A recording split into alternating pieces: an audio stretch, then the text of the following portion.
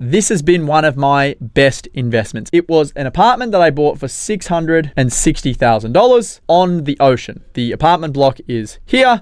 There is a road. And the ocean is here. It had views, it was a 2-bedder, it was neat and tidy, but it could add value to the property, and I got it for a steal. The reason I got it for a steal is because for the previous 5 years, they were having massive strata issues. A few years prior to me buying it, there was a huge storm in Newcastle, the roof got ripped off the building, then they had big dramas with the insurance company trying to get the roof replaced. Once the roof then got replaced, they had issues with the windows and the doors, because the windows and the doors in the building were wooden, they weren't aluminium. When you're right next to the ocean, the climate just wrecks everything. They had to get all the doors and the windows replaced. There was going to be a huge special levy on the building. They didn't know what that was going to be yet because they hadn't finalized quotes from builders. This apartment had been for sale for months and no one had bid at it, which didn't make sense to me. And it originally went to market for a much higher price. What I did was I went to obviously look at the apartment, fell in love with it. I was like, this is crazy. If that was on the beach in Coogee or on the beach in Bondi or on the beach in anywhere in the eastern suburbs of Sydney, it's a $2 to $2.5 million apartment every day of the week. And I thought, if I can buy this thing for like $600,000 to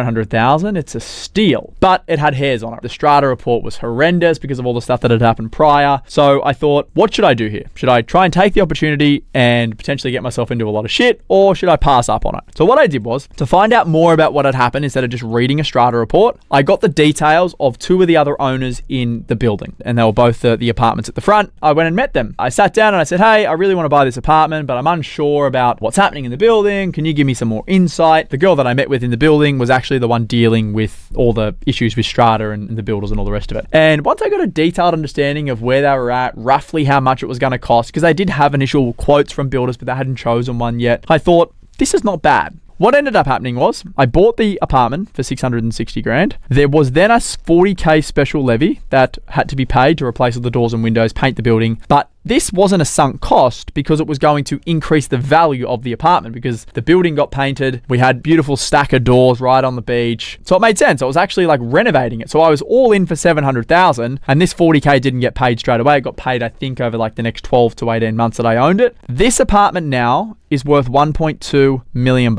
It's been a very, very good investment. It's grown by, $500,000. And I actually lived in this apartment for a period of time. The big lesson here was to not just look at things at face value. This property ticked all the boxes. Like I said, it was a small block of 6 apartments on the ocean. It had parking, top floor. It had incredible views. But the reason it hadn't sold was because it had strata issues, of which I had personally never faced before. I did research. I spoke to Chris. He told me what to do. I went and met with the owners and all the rest of it. And this has turned out to be an incredible investment. And I've actually bought 2 more apartments in the block.